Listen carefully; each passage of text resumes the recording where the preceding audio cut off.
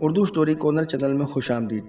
सबसे पहले अपने चैनल को सब्सक्राइब करें ताकि आने वाली हर नई कहानी का नोटिफिकेशन आपको मिलता रहे। एक दिन मैं जॉब पर जा रहा था।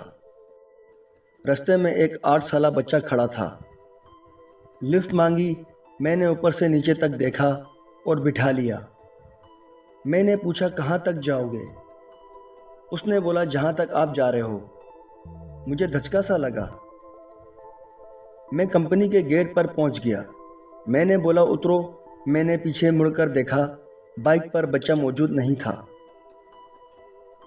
मेरे पीछे एक शख्स आ रहा था। मैंने उससे पूछा, भाई मेरे पीछे एक बच्चा बैठा था, आपने देखा है उसे? वो बोला, आपके पीछे कोई बच्चा नहीं था। मैं सोचता ही रह गया, ये मामला है क्या? अक्सर शाम में चाय के वक्फे के टाइम करीबी पार्क में बैठ जाता था, लोगों को देखता रहता और आधे घंटे बाद वापस चला जाता था। तो जनाब, मैं पार्क में बेंच पर बैठा था। वही बच्चा मेरे सामने खड़ा था। मैंने इसको पकड़ लिया। मेरे हाथ में अचानक झटका सा लगा। मैंने इससे पूछा, ओए तू कहाँ चला गया था गाड़ी से उतरकर? वो बोला, अंकल आपके साथ ही तो था। मैंने बोला, नहीं, तू मेरे साथ नहीं था। वो बोला, छोड़ो अंकल, कोई और बात करते हैं। मेरे पास बैठ गया और बोला, मैं आपसे दोस्ती करना चाहता हूँ। मैंने बोला, साले अपनी उम्र देख, तू जाके बच्चों से दोस्ती कर। वो बोला, अंकल मेरा कोई नहीं इस दुनिया में। मुझे थोड़ी हैरानगी हुई। मैंने बोला, बेटा तुम कहाँ रहते हो? वो बोला, अंकल मेरा कोई घर नहीं। मैंने इसको बताया, मैं सामने रोड पार कंपनी में काम करता हूँ, तुम्हें कभी कोई मदद चाहिए हो तो बताना। मैं वहाँ से चल दिया। शाम को अपने घर पहुँचा, देखा मेरे दरवाजे पर वो बच्चा खड़ा हुआ था। मैं हैरान रह गया। मैंने बोला, बेटा तुम यहाँ कैसे, और मेरा घर का कैसे पता चला? मेरा घर कंपनी से तकरीबन 4 किलोमीटर दूर था। मुझे बोलने लगा, अंकल मुझे भूख लगी है। मैंने कहा, तुम रुको, मैं घर में देखता हूँ कुछ खाने के लिए। वो बोला, नहीं, मुझे बाहर से चाय पराठा खाना है। मैंने बोला, घर का खाना खा लो, मगर वो ज़िद पर अड़ गया। मैंने बोला, तो बैठ, मैं नहा कर आता हूँ। मैं उसको होटल ले गया। मैंने बोला, भाई एक पराठा चाय देना। वो बोला, एक नहीं 4 पराठा लाना। मैंने बोला, मैं नहीं खाऊंगा। वो बोला, मुझे खाना है। मैंने बोला, तू 4 पराठे खा लेगा? वो भूखों की तरह सर हिलाने लगा और फिर 4 पराठों पर टूट पड़ा। उसके बाद वो 4 पराठे और खा गया। वो बच्चा तकरीबन 8 पराठे खा चुका था। मैं हैरान था, पहली बार किसी बच्चे को इतना खाते हुए देखा था। मैं घर आ गया। मुझे कपकपी सी चलने लगी, हालांकि गर्मियाँ थीं। शाम फिर वो पार्क में मेरे पास आया और बहुत अजीब सी हंसी हंसने लगा। फिर अचानक रोना शुरू कर दिया। इसके हाथ में गेंद बल्ला था। मुझे बोला, अंकल आपको क्रिकेट खेलना आती है? मैंने कहा, हाँ। क्रिकेट में तो मेरा कोई जवाब नहीं। वो बोला, अंकल आओ खेलते हैं। पहले मैंने बैटिंग की। इसकी बॉल्स गोली की तरह आ रही थी, मुझे नज़र भी नहीं आ रही थी। मैं हवा में बल्ला घुमा रहा था। आखिर 5 बॉल पर मैं आउट हो गया।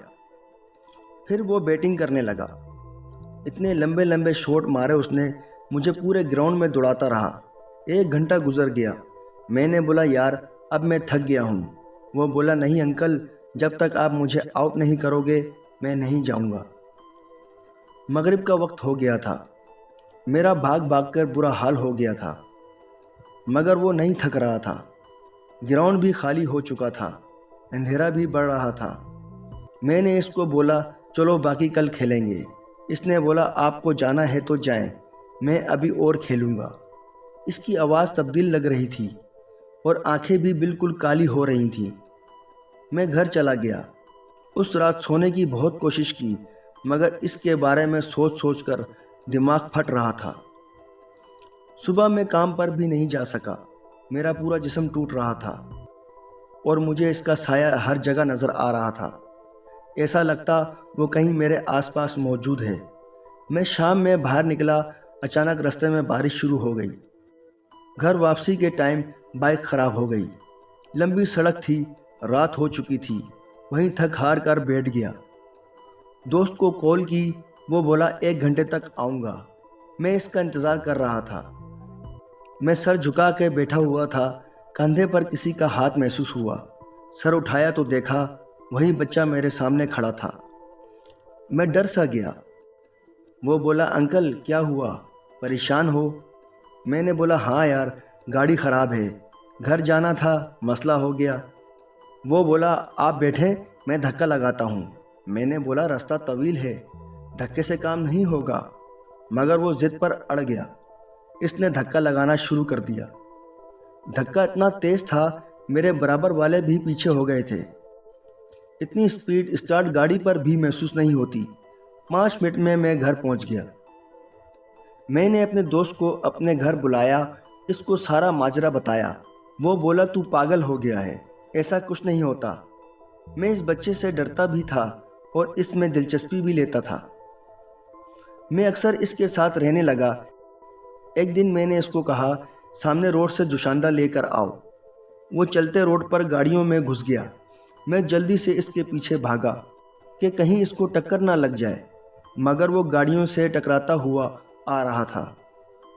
मैंने खुद को नोचा, कहीं मैं ख्वाब तो नहीं देख रहा। इसको एक खराश भी नहीं आई। मैं पसीना पसीना हो गया। मैंने बोला, भाई इससे अब जान कैसे छुड़ाऊं? अब जब मैं फारिग होता तो वो हाजिर हो जाता। एक दिन मैं एटीएम गया, मेरा कार्ड फंस गया। मैं परेशान हो रहा था। हेल्पलाइन पे कॉल लगाई। उसके बाद मैं बाहर आ गया। बैंक वाले मुझे लेकर एटीएम के पास आ गए, मगर वहाँ कोई कार्ड नहीं था। बाहर निकला तो वो बच्चा हाथ में कार्ड लिए खड़ा था। मैंने कहा, तू कहाँ से आया और ये कार्ड कहाँ से आया? वो बोला, आपके साथ ही तो था मैं अंदर।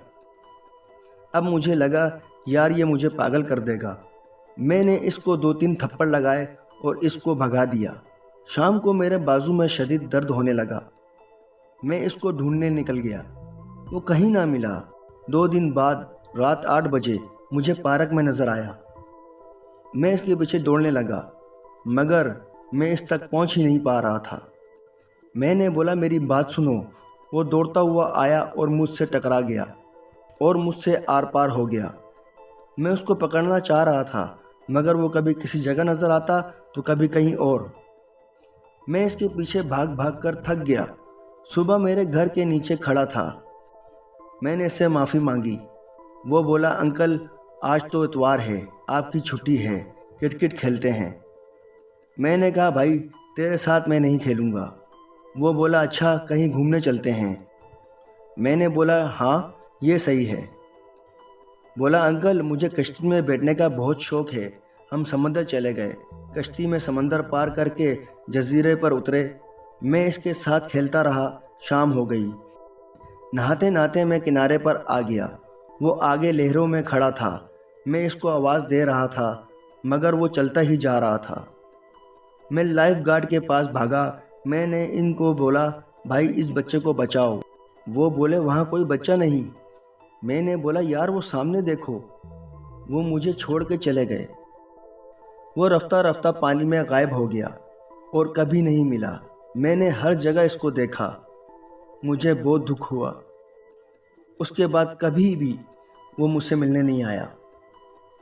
पता नहीं वो बच्चा था या कोई और मखलूक। मुझसे क्या चाहता था और मेरे पास क्यों आया था।